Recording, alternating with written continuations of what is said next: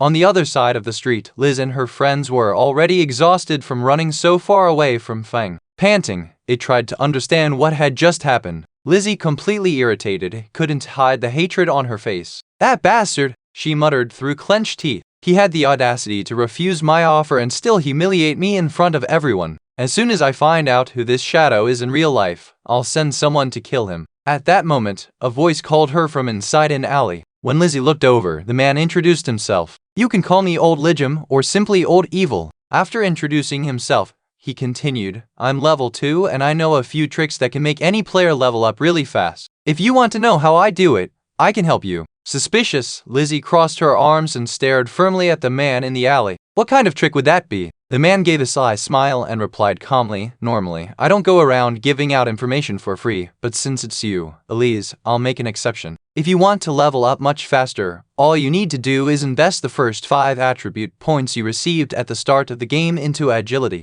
That's it. With that, you can kill those level 1 crawlers much faster and gain experience at an absurd rate." Leah's eyes widened at the revelation. "I put all my points into strength." Then Lizzie raised her chin arrogantly and said, "Since you seem to know a few things about this game, I'll allow you to help me level up." She looked Old Evil up and down and added, "Since you're not as strong as Shadow, I'll pay you 5 million if you help me reach level 3. Old Evil replied, "Of course I'll help. And about Shadow, no matter how strong he is, he's just an idiot who refused a fair offer." Now in the forest, Feng returned to face the Master of Curses. After observing the boss for a while, he commented, "As I expected, it killed a few more players and leveled up to silver." While preparing the venom dart, he said, "If I waited another 8 hours, it would probably level up a gold, but I don't have the patience for that. Silver is good enough." As soon as the skill hit the boss's head, a critical hit was applied and the poison effect was also activated, causing continuous damage. At the same instant, Feng activated Shadow Sneak and disappeared from the enemy's sight. While watching the boss prepare its next attack, Feng muttered, "That bastard's health bar is at least 3 times larger than a bronze level boss's." From above,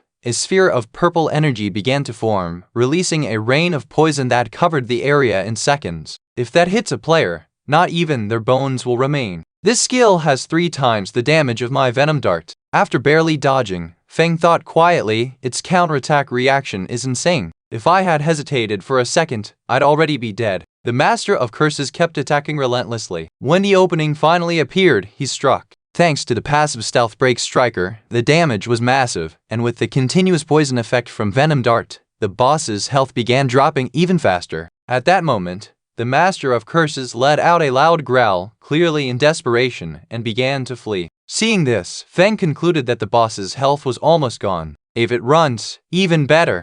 Taking advantage of the boss's exposed back, Feng advanced quickly and landed a direct dagger strike to its head. The system immediately sent a notification. Player Shadow has eliminated the Master of Curses. Rewards acquired: 4 evolution points, 124 tradable life days. Congratulations, you have leveled up twice. Shadow is now the first player to reach level 5. "I didn't think I could level up twice just from this boss," he said. Then he activated Hand of Greed and once again received double the items he had gotten from the first drop. However, unlike before, he received the same 124 points twice. This surprised Feng. "Just this boss gave me 12 evolution points and 372 life days." At that moment, the system sent a new message. Due to the Hand of Greed skill, the boss's loot has been increased to the equivalent of a gold level boss. Looking at all the items on the ground, Feng commented, "The boss dropped 8 items. My inventory only has space for 10. I can't keep killing bosses like this. Sooner or later,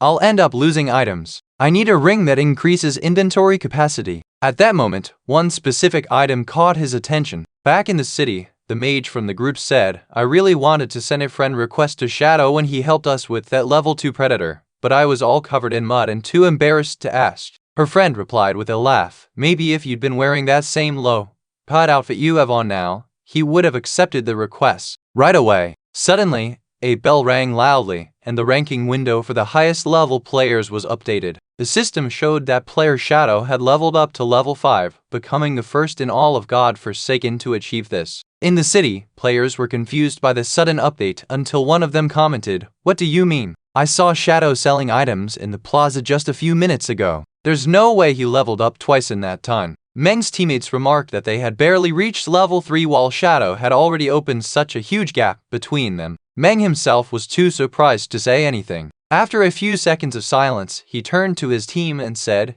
"Don't focus on other players. What we need to do now is get back to the real world and talk about the game and everything that's happening." As he returned to the real world with his team, Meng reflected that the outside world was probably already plunged into complete chaos because of the game. Back in the real world, Meng had just woken up. Still a little dazed, he looked around and saw that his companions all clearly military were around him. That made it clear that he too was part of the army. One of the soldiers approached. "Good thing you woke up, Meng. We were really worried. You were looking kind of transparent." Meng ignored all the comments and said, "Take me to the superiors. I need to report everything immediately." Now at police headquarters, Meng had reported everything that was happening.